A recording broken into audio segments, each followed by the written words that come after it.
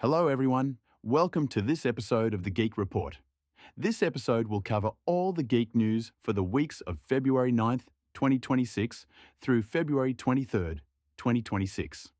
Now, let's get started with the geek news that dropped over the past 2 weeks. Hey everyone, hope everyone's doing good. Hope you all are doing happy, doing blessed, doing safe, and doing well. Welcome to your Geek Report for the weeks of February the 9th through February the 23rd of 2026. These past 2 weeks, we had two big events that all of our news comes from. So first off, we're going to focus on our movie and TV segment. And all the trailers and news from this segment comes from the Super Bowl. So we're going to look at the Super Bowl trailer for Supergirl, which I'm going to give my opinion and thoughts on. Then we'll move on to the Mandalorian and Grogu Super Bowl trailer. And then just after the Super Bowl, we got a Spider-noir trailer that I'm going to talk about. Then we're going to move on into our gaming segment. And these past 2 weeks, we got a PlayStation State of Play. And this one was worth every second watching it. Okay, there were some great games announced for this segment. But I only talked about a few. The ones that really caught my attention. The first one was Shinobi Ops. This looked like a Diablo version of a samurai or ninja game. I talked about it a little bit. Then we moved on to the new Castlevania game, Castlevania Belmonts Curse. And I talked about how I'm thinking that this game is meant to bridge the games and the anime. Then, before we got into the major games of this PlayStation State of Play, I talked about the Metal Gear Solid Master Collection and overall my thoughts on it. And this is coming from someone who is a Metal Gear fan. But then came the big dogs. The big announcements of the State of Play. The first one was the John Wick game. And even though it was all cinematic, it did confirm a lot of what we suspected and had been hearing as rumors for a while. And the second one that we talk about is the release trailer for God of War Sons of Sparta. This was a game that came out of nowhere and released out of nowhere, but it was announced at the State of Play, and it looks absolutely beautiful. So, sit back, relax, grab yourself something to eat, grab yourself something to drink, and let's look at the Geek Report for the weeks of February the 9th through February the 23rd of 2026. Now, let's begin our Geek Report in our TV and movie segment. So, let's see what big news dropped in the past 2 weeks in the world of TV, movies, and anime.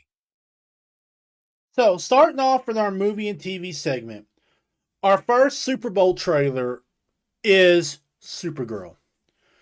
And I'm just going to be honest with you. This does not alleviate any of my fears from the first trailer. In fact, it actually adds to them. Okay. Now look, I am trying my best to give James Gunn the room he needs to, breathe and do his stories. But the more I watch Supergirl trailers, the more worried I become that this is going to be a colossal flop. Okay, the more I'm worried that with Superman not doing as good as it did, and if Supergirl flops, then all the plans they had for the DC universe, the DC cinematic universe, like Supergirl and Booster Gold and Batman and the others, are going to be completely ruined. In fact, they may even be called off, especially now with word coming down that Warner Brothers might be bought out by someone. Okay? But anyway, let's check out the trailer for Supergirl. This is the Super Bowl trailer. And I'm going to give you some of my thoughts and opinions on it. But this here is the Super Bowl trailer for Supergirl.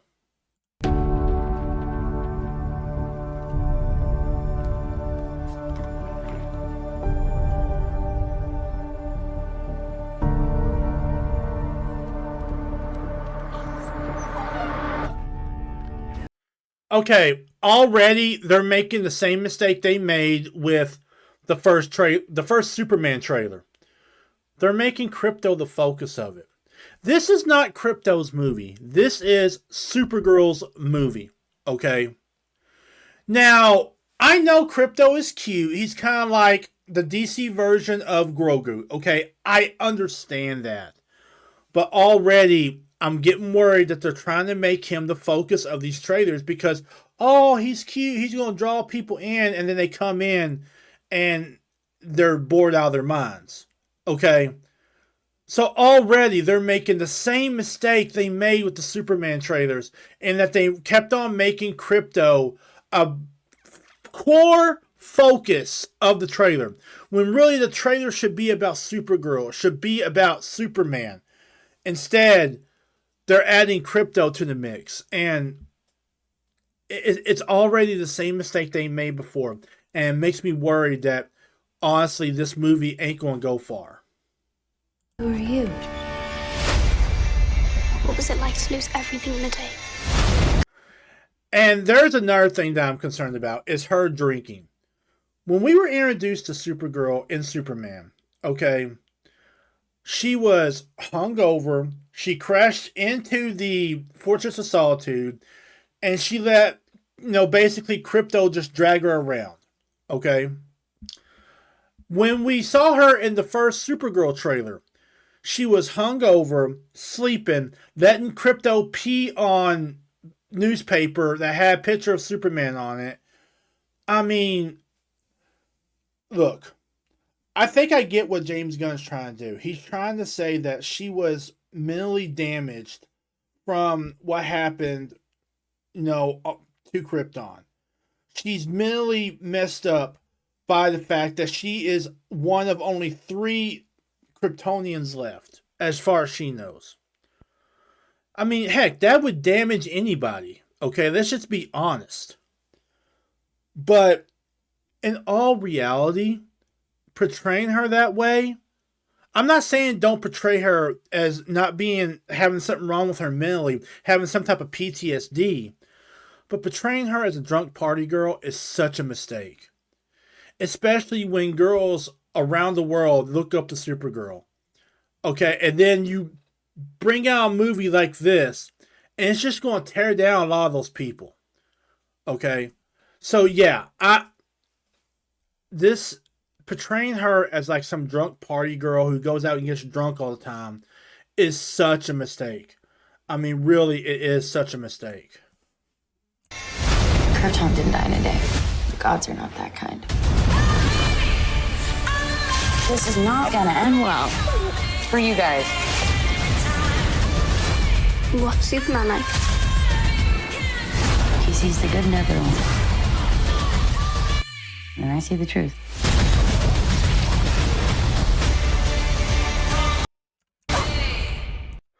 And there's a date, June 26, 2026. So that was the Supergirl trailer. There is another trailer that showed off a little bit more of Lobo, but I'm not going to show that one right now. I'm going to wait till we get a good view of Lobo before we talk about that. But this trailer has not alleviated any of my fears or worries about this movie. The fact that they are portraying her as a drunk party girl at the beginning, the fact that they have to give her this redemption arc to begin with, because that's what they're doing. They're giving her a redemption arc. The fact that the trailer focused on Crypto are sending up red flags for me. Okay? Now look, I will be the first one to admit that when they did that with the Superman trailer, I was worried. But after I saw it, it wasn't as bad as I thought it would be. Okay? There were some good moments in it. But I'm worried about this. Okay? Because Superman was not the colossal success they thought it would be. Okay? If Supergirl fails, that puts all their plans into question. Plans for a Justice League movie, plans for Batman, Wonder Woman, Booster Gold, Martian Manhunter, Green Lantern, a new Flash. I mean, it puts the entire plan of a DC cinematic universe in jeopardy. Okay? And I think that is something that we should be worried about. Because I do want a DC cinematic universe, okay? I do like Superman and Wonder Woman and all those characters. I'm not a hardcore fan, but I do, think those characters are genuinely good characters. But from what I'm seeing come out of DC, with Superman and now Supergirl, I'm worried that this is going to be a colossal failure. I don't want it to be, but I'm worried that it's going to be a colossal failure and that something really needs to be done. I think that if this is a colossal failure, there needs to be some hard questions asked at Warner Brothers about going forward. Okay?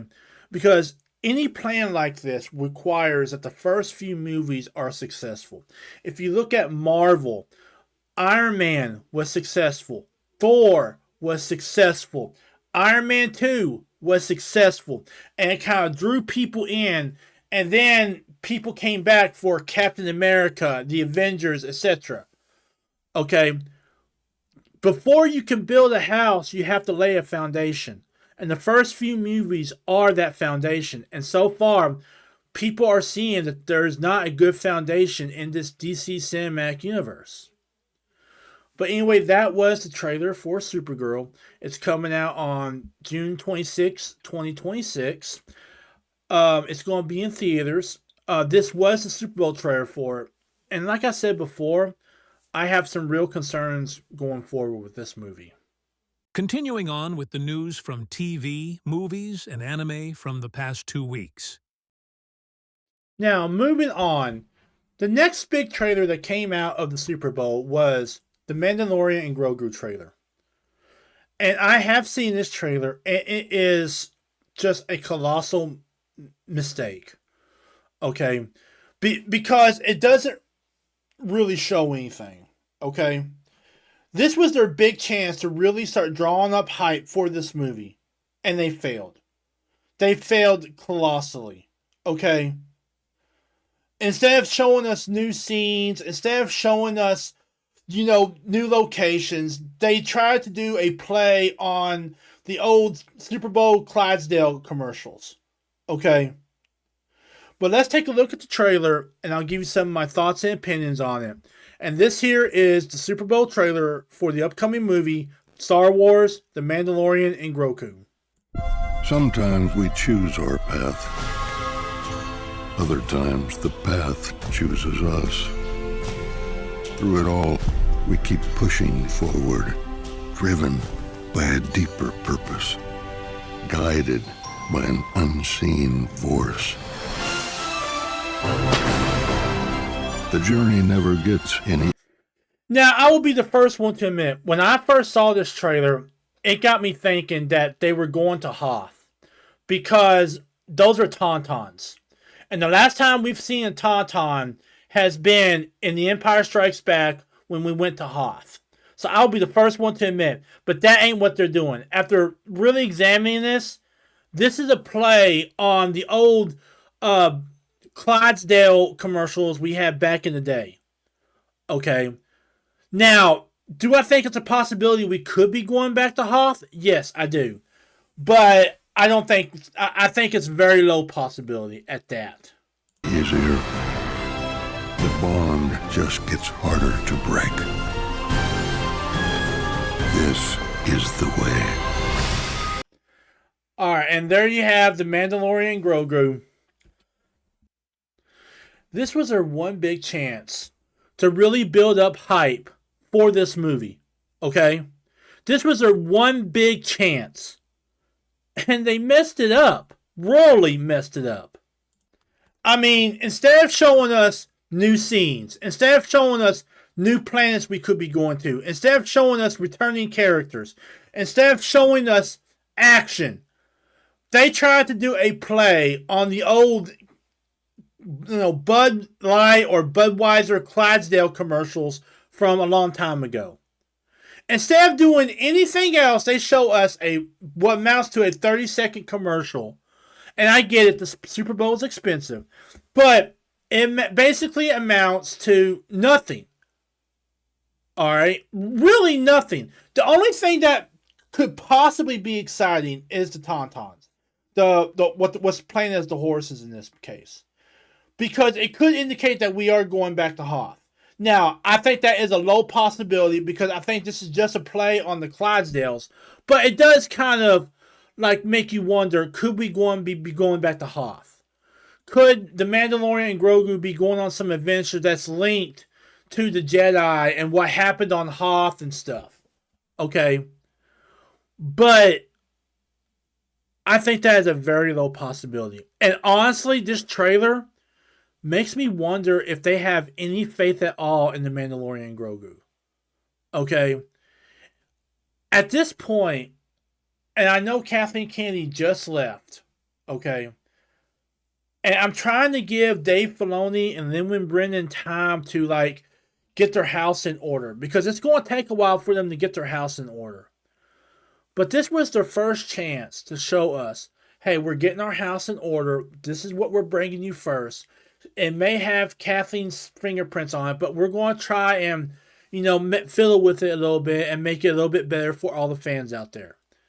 This was their first big chance to show that Dave Filoni and Lin Brennan know what they're doing going forward.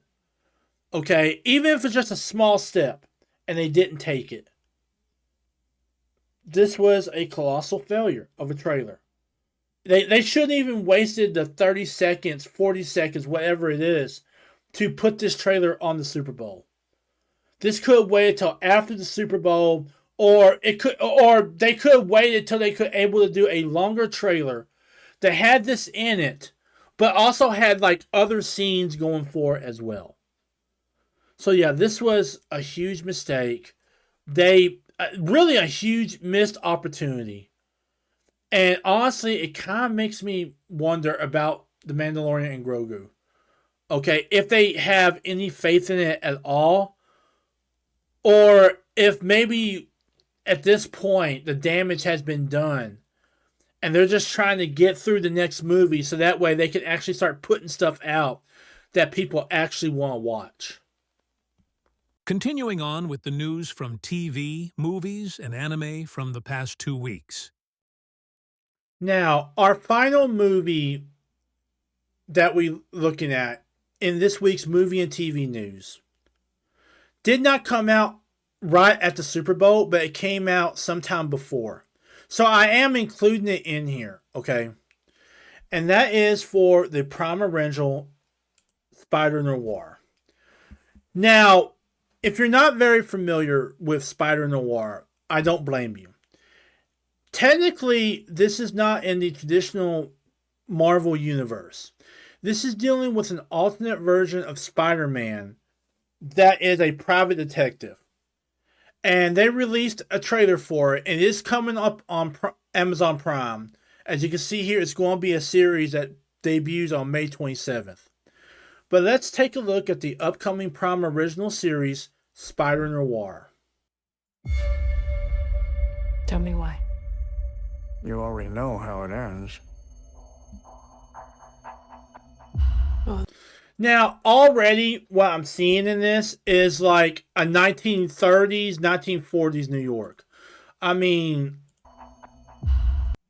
it looks like that 1930s, 1940s New York. Okay? So that's what I'm seeing already, is that this is going to probably take place in like a 1930s, 1940s, maybe even 1920s New York City. Okay? Which is Spider-Man's home ground. Okay? Well, then start from the beginning.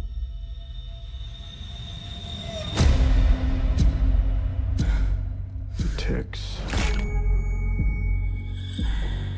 Dots. Now, I saw something there, but I'm going to keep on going and explain it to you here in a minute. Impulses. I managed to... So, right here, we get confirmation that this is not going to be Peter Parker that we're dealing with. This is going to be Ben Reilly, private investigator. Okay? Now, after doing some research, I looked it up, and basically, this is what this series is going to be about. That Spider-Noir is going to tell the story of Ben Reilly, a private investigator in 1930s New York. He's a burnt-out private eye who is forced to grapple with his past life as the city's one and only superhero. So, I think what they're trying to say is at this point, Ben Reilly has given up being a superhero and is basically a private investigator. Kind of like Jessica Jones in the regular Marvel universe. But somehow, some way, that has come back to haunt him. And now he may have to take up the mantle once again. Suppress them. Most of the time. What's going on, Ben?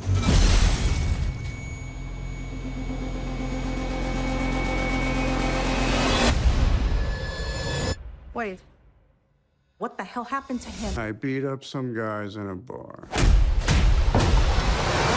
And I got plastered.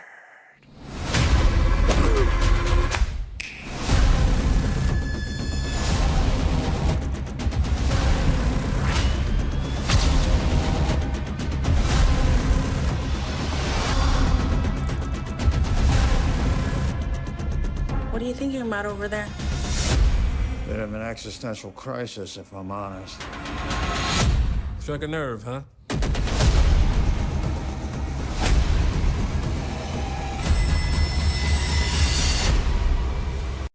Okay, this right here tells me that he's going to eventually take up the mantle again. But I think what we're seeing here is before the war, Ben Reilly went to war. And before the war, somehow, some way, he was bitten by a spider that gave him his powers, just like Peter Parker. But something happened during the war that made him not return to being a superhero, but instead a private investigator. And I think that what we're dealing with here is him coming to terms with everything and basically, taking up the mantle once again, even if it is a little bit different.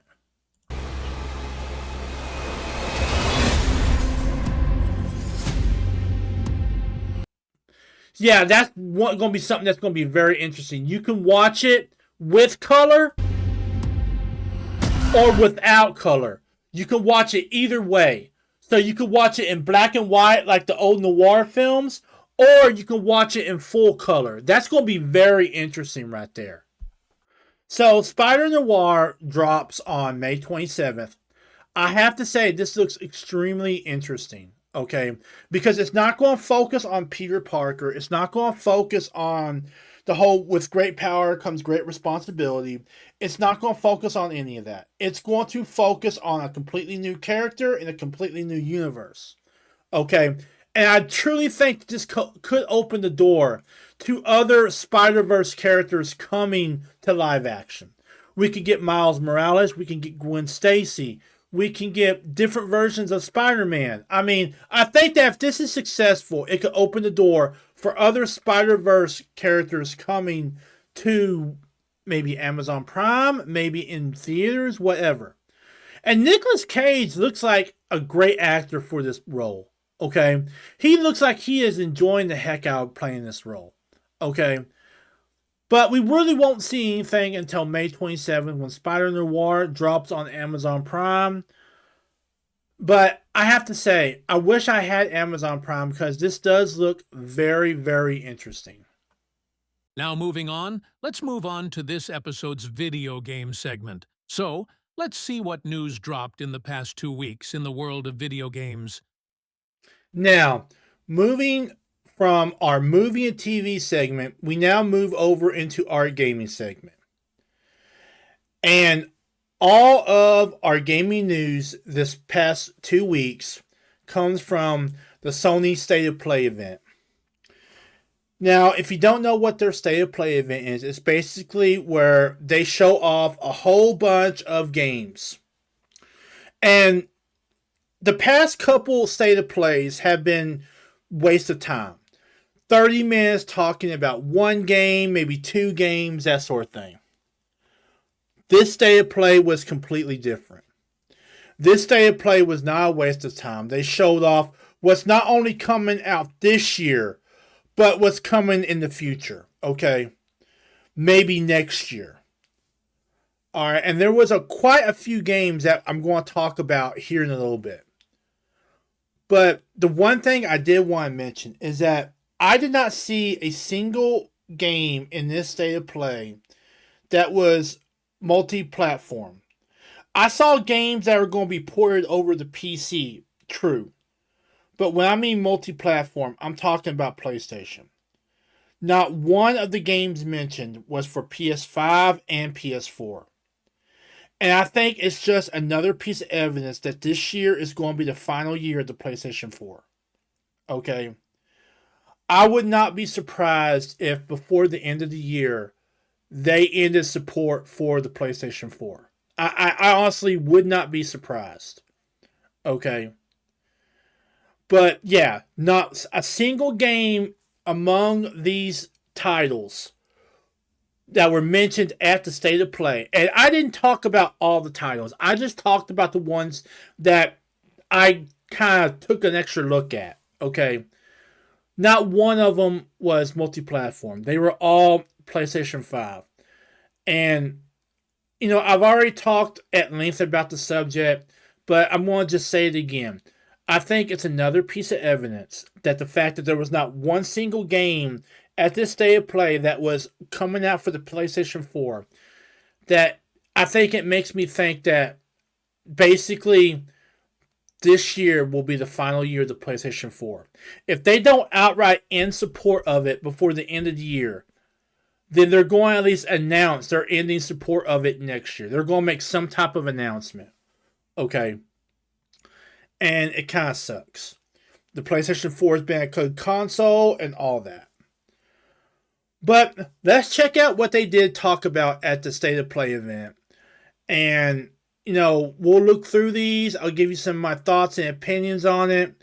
And really just talk about what all kind of grabbed my attention from February 2026 Sony's State of Play event. Let's continue taking a look at the news from the world of video games from the past 2 weeks. Now, the first game that really caught my attention at the more recent State of Play event was a game that was called Yakoh Shinobi Ops, and I'm probably butchering that name. This looks to be a very interesting game, okay? Because by all accounts, you get to choose the type of ninja you use, and it looks to be a mix of top-down and 3D viewpoints, okay? And by the looks of things, it looks like you can choose what type of ninja you want to perform a specific job.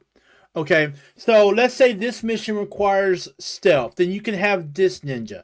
And let's say this mission requires a more aggressive, like, fighter, then you can have this ninja, and so forth and so forth. So that's what I'm taking away from this. So let's take a look at the trailer, and I'll give you some of my own thoughts and opinions on it. But this here is the game called Yakoh Shinobi Ops.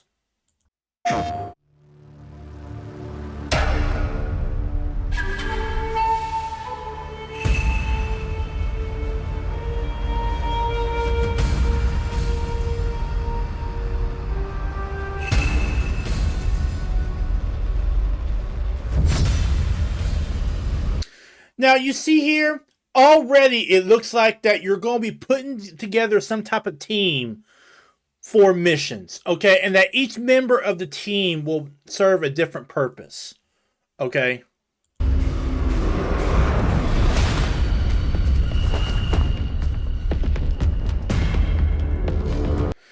And see right here, they're kind of using a Diablo style of movement and stuff, because if you ever play Diablo, you couldn't see into the room unless there was an opening for which you can see. So if you were just looking at a wall, you could not see into the next room. Okay? So you would have to actually go into that room to actually see. And they're kind of doing the same thing here. They're almost making a samurai version of Diablo. That's the overall feeling I'm getting. Is that this is kind of like a ninja type of Diablo game.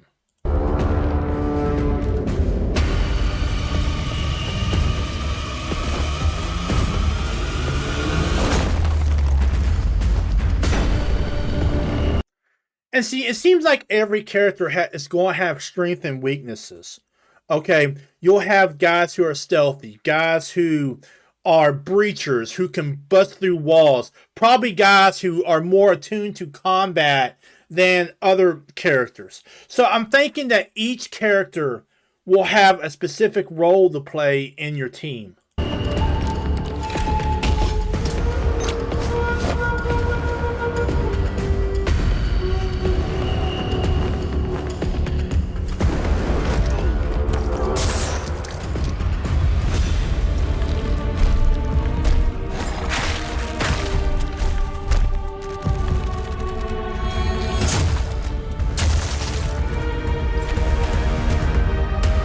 Now, I want to go back to that for a second because it seems that we're not just getting a purely ninja style game, but we're getting something akin to maybe Neo or Onimusha. You know, you've got like what looks like demons or highly advanced ninjas or whatnot.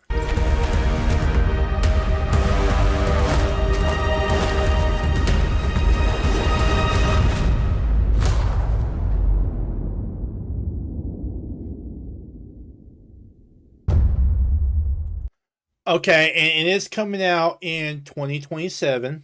So there's no firm release date set for it except 2027. But this has caught my attention.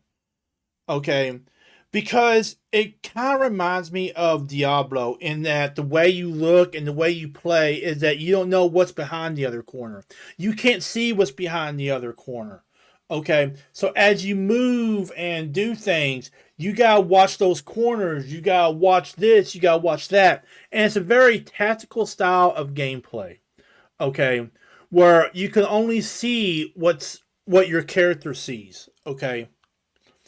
And to be honest, that looks really incredible. Okay. And it looks to be a mix of 3D and top-down gameplay.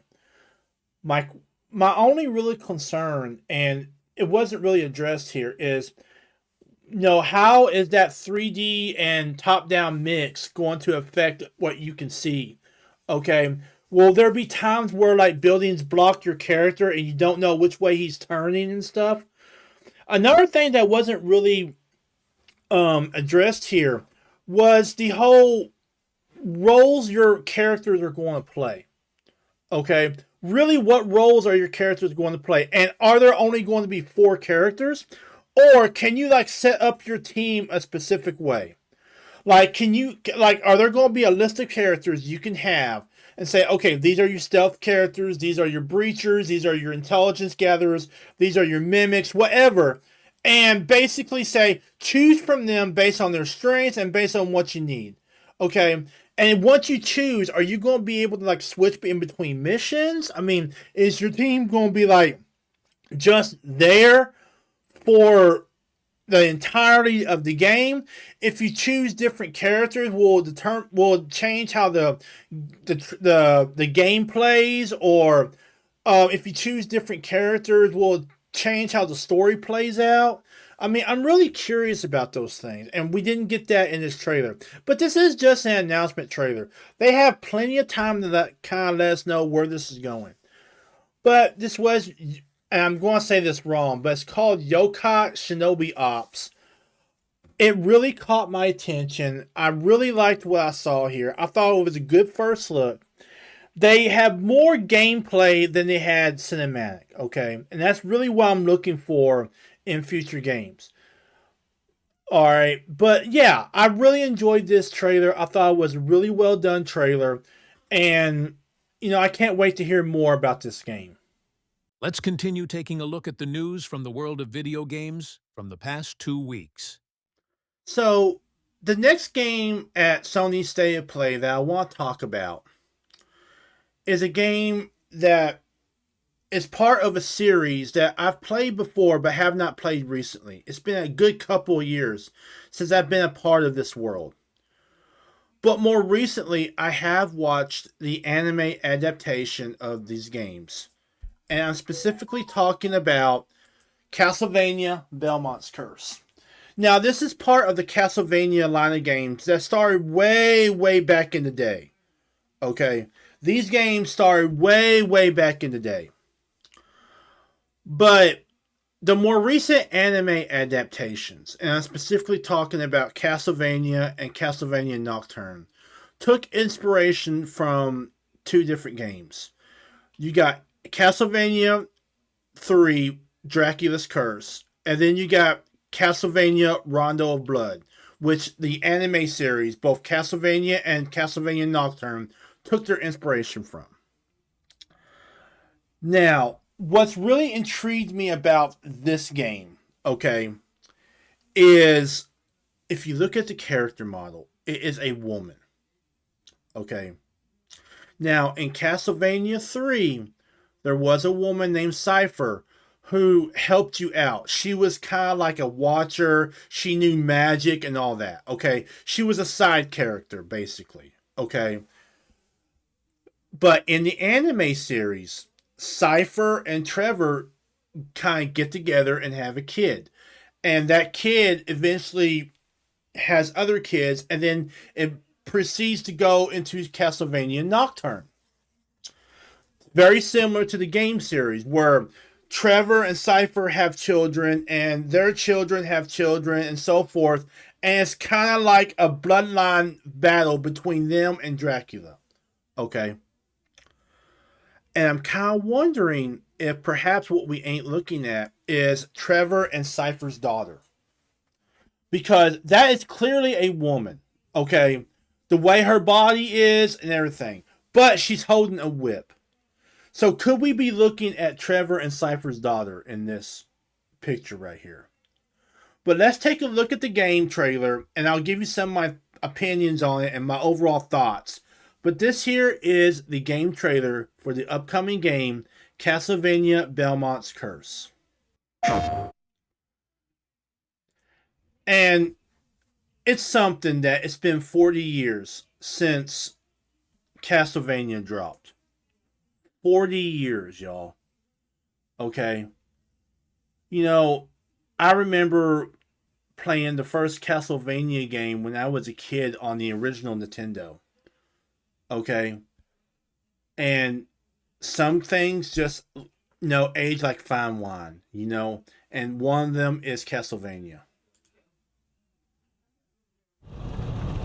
In the name of His Most Royal Majesty, by the grace of God, the King of France.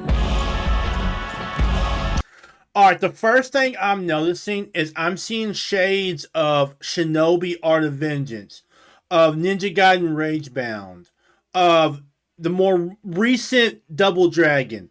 That whole 2D side-scroller going back and forth type of gameplay. Okay, so they're definitely taking inspiration from games like that and the more recent Prince of Persia, Crown, and others.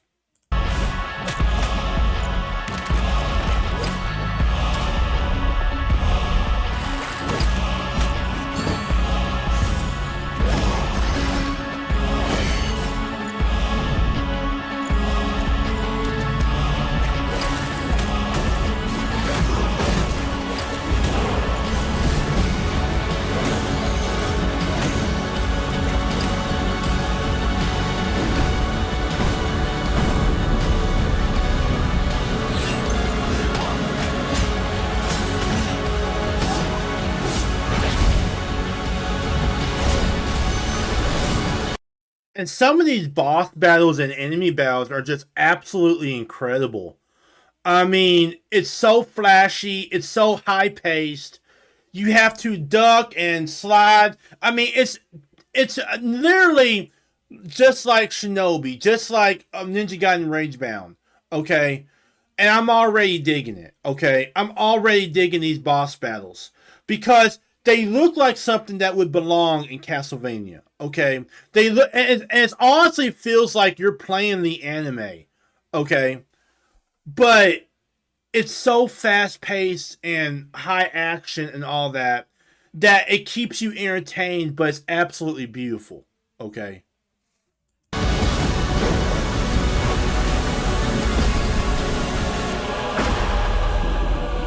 So now we appeal to you. Trevor Belmont, last of House Belmont.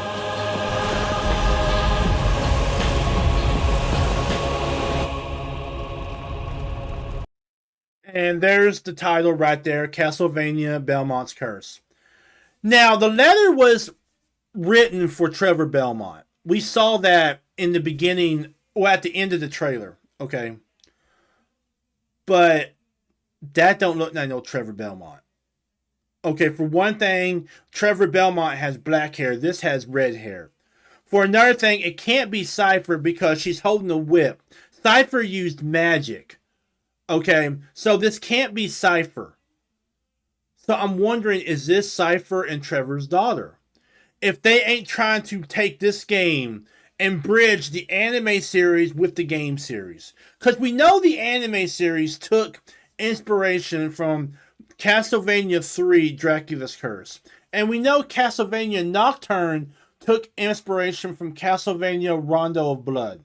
Okay. But in the game series, I don't remember if Trevor or Cypher if it was ever acknowledged they got together. Okay. I think it was all dependent on what ending you chose, if I remember correctly. But this looks like they are trying to not only create a continuous lore between the anime and the games, but they're trying to bridge the anime and the games by saying that Trevor and Cypher got together and had a daughter who goes off to fight for France against these demons, night creatures, whatever they're going to call them in this game. This game looked absolutely beautiful. The battles looked fast and frenzied. Okay. The art looked absolutely beautiful. Like you were literally playing an anime game. Okay. I mean, it has a lot of the same mechanics that you would see in Shinobi, Ninja Gaiden Ragebound, the more recent Double Dragon Revive, and others. Okay. This game has piqued my interest. Okay. This game, yeah, I would love to play it. Now, it's coming out on PlayStation 5, which not one of the games in the State of Play that they did was for a PS4. Not one. Which I think at this point, we can kind of expect that, okay? I think at this point, I doubt there'll be many more games left that will be both PS4 and PS5, okay? I think they're trying to really transition to the PS4, and I wouldn't be surprised if this year they stopped support for the PS4 altogether. But even with that, I still think this was a great trailer. It really started the hype train. It's gotten people wondering, how are they going to connect the anime and the games? Are they going to use this game to do it? Where does this game take place in the chronological timeline of the Castlevania games? Yeah, this is a great game, and it's got people guessing what's going on, and I can't wait for it to drop.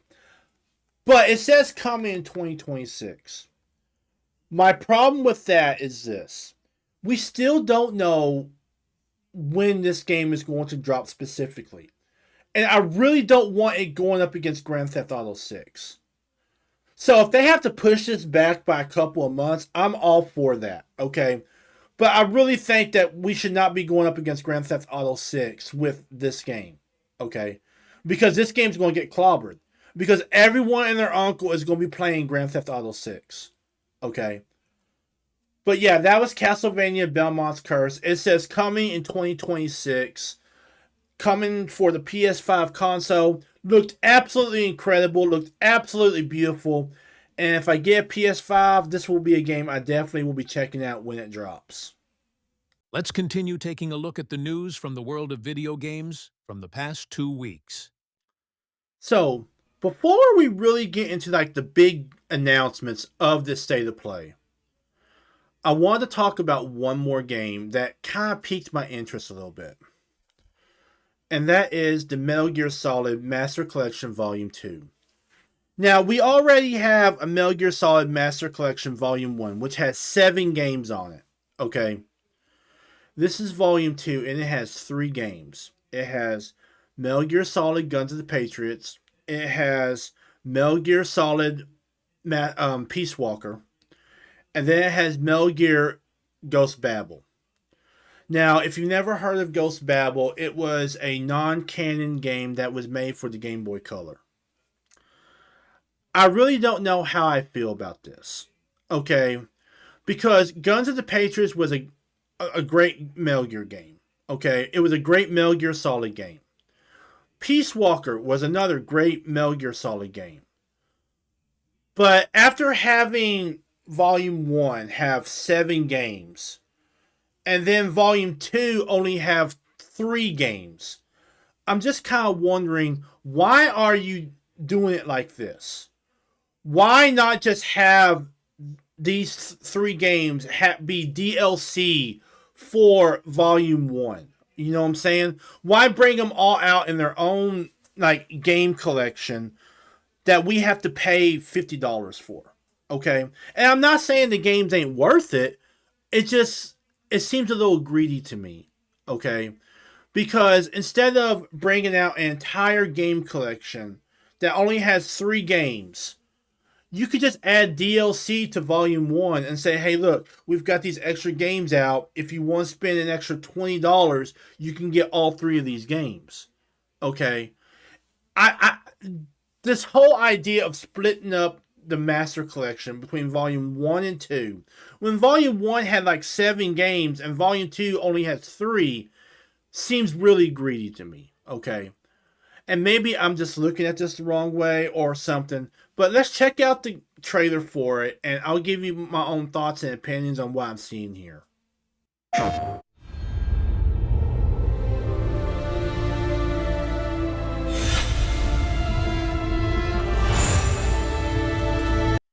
So right there is what we're getting, the 2 games we're getting with the Master Collection Volume 2. We're getting Metal Gear Solid 4 Guns of the Patriots, and we're getting Metal Gear Solid Peace Walker. Now, we're also supposed to be getting Ghost Babel with this. And you'll see that at the end of the trailer. Look, both of these games are good games. They're great games. Okay. My only problem is that really, it just seems like they're being a little greedy with this. Like they're beating a dead horse. Because instead of just having these games be added to Volume 1 as maybe DLC or something, and have everything under one umbrella, you've got the 7 games that predate these games on Volume 1, and then you got to go out and spend what and probably will amount to another $50 for Volume 2 for these 2 games. I mean, really, I'm not all down with that. You know, it just seems really greedy. And they could just made these 3 games to be DLC, okay, for Volume 1. That's really all they could have done.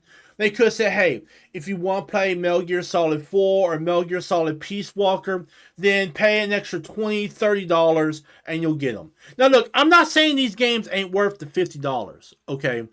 I've never played Ghost Babel, so I really don't know about it.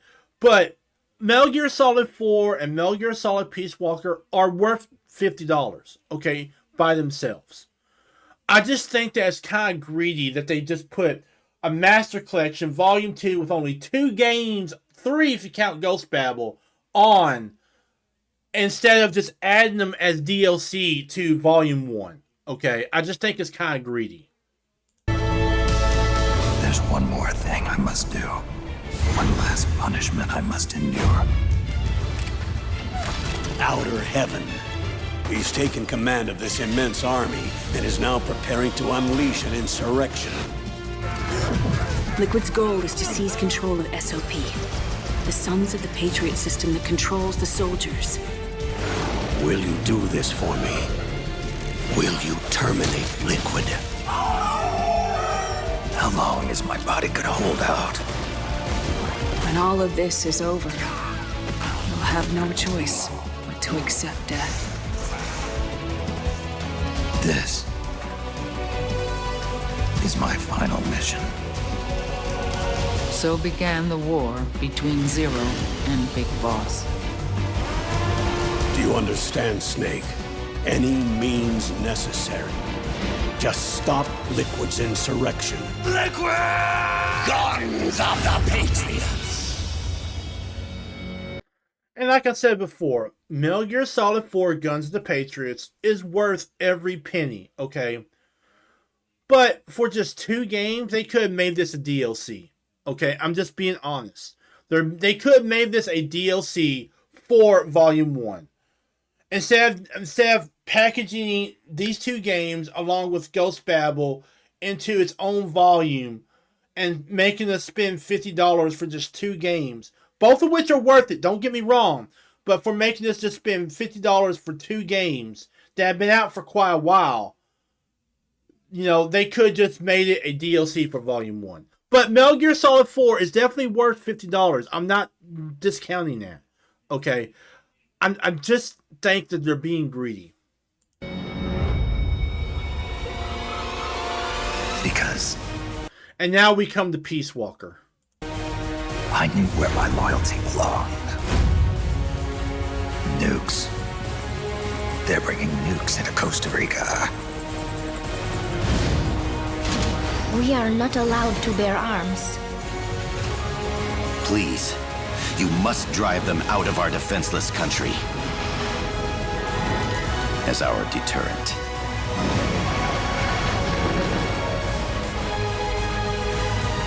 Yes. It simply said Jack. Over and over. Awesome. Is that you? Answer me! Boss!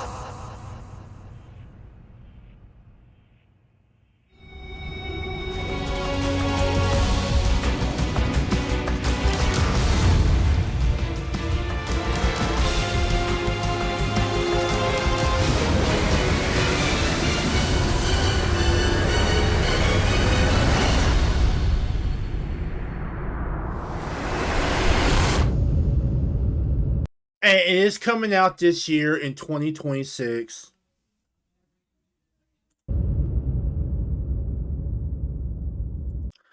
And there you see that we get also Metal Gear Ghost Babel. If you've never heard of that, Metal Gear Ghost Babel was a game that came out before the original Metal Gear Solid. And it was kind of a alternate ending to the original Metal Gear that came out on the NES. It came out for Game Boy Color, so I'm not really surprised you haven't heard of it.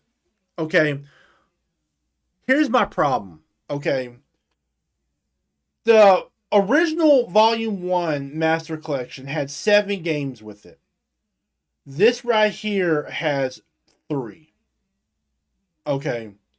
And both of them are great games, okay? Metal Gear Solid 4, Guns of the Patriots, Metal Gear Solid Peace Walker are great games, okay? I've never played Ghost Babel, so I'm not really all that sure about it. But why not just make this a DLC for Volume 1? Put everything under one umbrella. You know what I'm saying? Instead of bringing out an entire Master Collection. So we buy the first 7 games, and then we gotta pay another $50 for the last 2 games when we could just have gotten them for $30, okay? This whole thing seems really greedy to me. Now look, Metal Gear Solid 4 and Metal Gear Solid Peace Walker together, they're worth $50, okay? I'm not saying they're not worth $50. It just seems really greedy to me that they're doing it like this, okay? Instead of just making it a DLC for Volume 1, they're bringing out an entire other Master Collection that literally only has 2 games to it. Okay? I mean, what else can I say? You know, it just seems really greedy, okay? And we've been down this road before, and look, I love Metal Gear. If I ever get a PS5, I will try to get the Master Collection for Metal Gear Solid.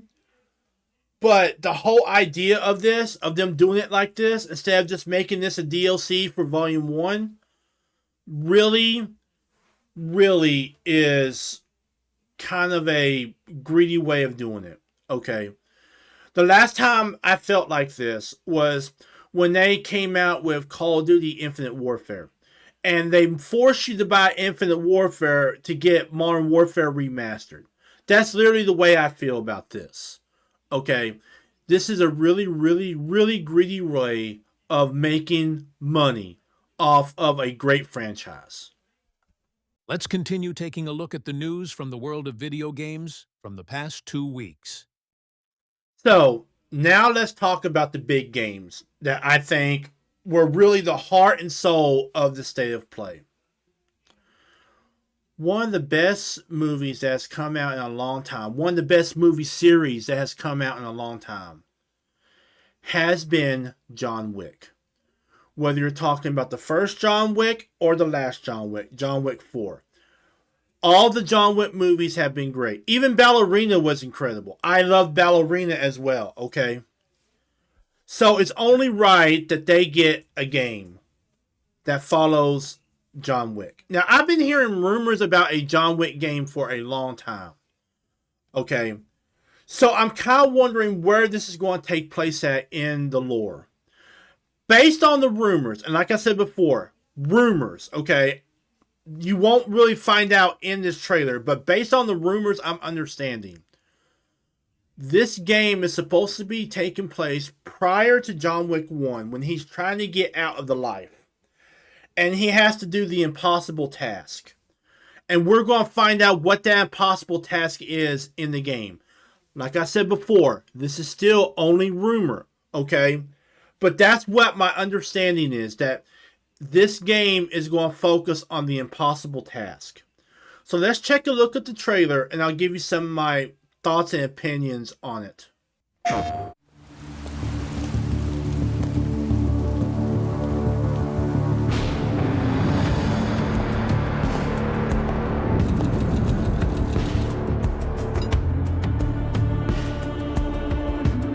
A man with your skill set must be able to move unconstrained, unrestricted.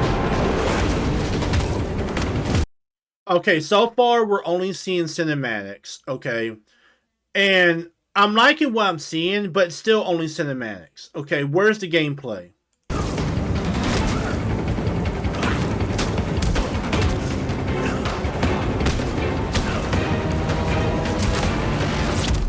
He must be versatile, capable, adaptable.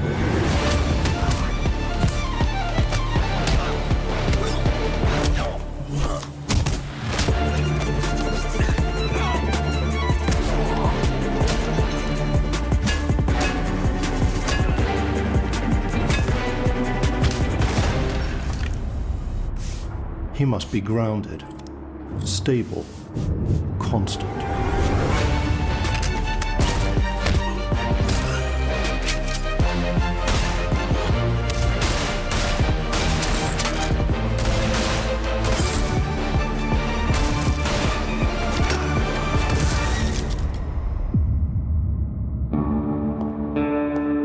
I believe you are ready, sir. Okay, first off, the Pit Viper is back. This was a gun in John Wick 4. I'm glad to see the Pit Viper back.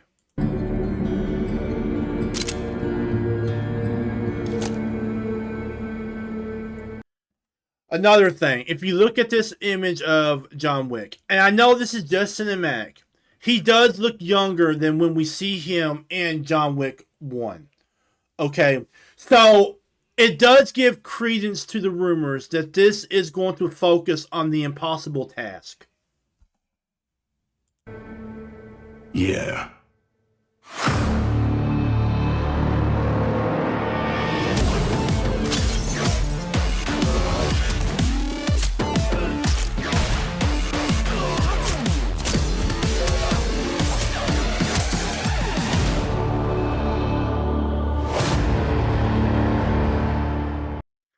Okay, and that was the trailer for John Wick. I mean, I really don't know what else to say. Okay? I literally don't know what else to say. John Wick deserves his game. And based on what I'm seeing here, the fact that he is a lot younger, the fact that the Continental has not been blown up yet like it was in John Wick 4, this looks to be focused on the impossible task. And just to kind of reiterate what that is, in the John Wick movies, in John Wick 1, okay, it is revealed that John Wick left the life of an assassin behind by doing an impossible task for the Russians. Okay, now we never knew what that impossible task was, but whatever it was, he piled bodies on top of bodies that day. Okay, and those bodies built the foundation by which Vigo, his son, and the rest of that whole organization was able to live and strive. Okay? He did something that no other man could do to win his freedom. Okay? Now, his freedom was short-lived after his wife was killed, but still, he did the impossible task and he left the world, but was dragged back in by Vigo's stupid son. Okay? So, by all accounts, the rumors are true. This is going to focus on the impossible task. Okay. Now, so far, all we've gotten is cinematics. Great cinematics, don't get me wrong, but cinematics nevertheless. Okay. That's all we've gotten so far out of this trailer. Alright. I mean, don't get me wrong. They were great cinematics. Absolutely gorgeous cinematics. Okay. But that's all we got with cinematics. Now, this is just an announcement trailer, okay? So I'm not expecting this year, okay? But I definitely think the next trailer they do drop has to show us some type of gameplay. And what I'm kind of hoping for is that if this is successful, okay, if this game does do good, okay, that this could open the door for other games from the world of John Wick. Okay, I think the John Wick world is primed for a online multiplayer game. Okay, where you create your own assassin based on a specific skill set, and you go out and complete jobs. Okay, it would be freaking awesome. But I think that this game needs to come out first. This game needs to add to the lore of the movies. And I think that's what it's doing, okay? If this game, and like I said before, it's still only rumor that this game is focused on the impossible task. But if this game is focused on the impossible task, it's going to do something that I think game to movie adaptations and movie to game adaptations should do. And that is add to the source material. Okay. We got Keanu back. Okay. The question is, will we get Winston back? Will we be getting Vigo back? Will by his son? Who else will be joining in? Okay. So for an announcement trailer, this was a great trailer. Yes, it only has cinematics, but still, this is still only an announcement trailer. So I'm not expecting this to drop this year. I would be surprised if it would drop in 2027. But I'm thinking more along the lines of 2028 before this drops. Okay. Now, I could be wrong on that. Okay, they may want to drop it right before John Wick, the next John Wick movie comes out, which there is no release date for it, but we know it's in production. But yeah, like, I'm totally down with this trailer. It's a great announcement trailer. But I think the next trailer they do has to show gameplay. Okay? It has to show gameplay. Alright, they can't keep doing these cinematic trailers and then expect people's hyped up. This builds the hype, now you gotta build upon it. Okay? But if this is focused on the impossible task, like many of the rumors have been saying, then this is going to do something that I think adaptations should do. And that is add to the source material, not just retell the source material. Let's continue taking a look at the news from the world of video games from the past 2 weeks. So, the final game I want to talk about was a complete surprise to a lot of people. Not just because of the announcement, but because of the fact that this was not just an announcement trailer, this was a release trailer. It released at the more recent State of Play event that happened in February 2026. So at this event, we got the announcement of the original God of War trilogy being remade for PlayStation 5. But we also got a new God of War game that actually released at the PlayStation State of Play that you can get now for PlayStation 5, and that is God of War Sons of Sparta. This is a prequel to everything. Okay, every single God of War game, this is a prequel to it. This is the beginning of Kratos. This is how he became the God of War. This is all that. So let's take a look at the trailer, and I'll give you some of my thoughts on it.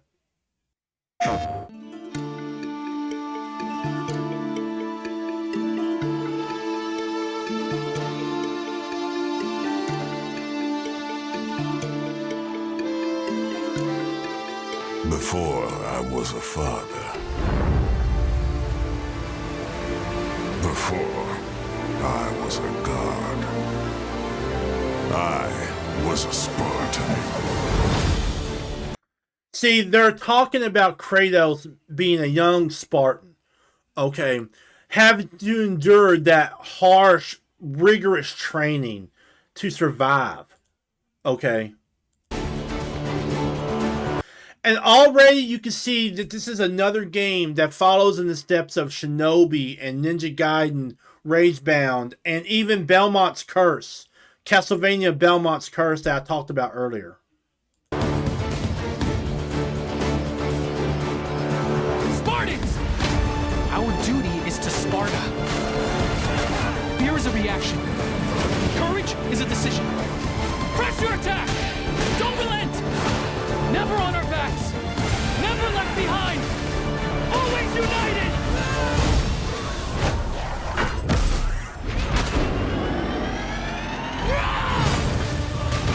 The legendary saga of gods and monsters, of tragedies and triumphs, of destruction and redemption begins here. Heroes, be ready for Sparta!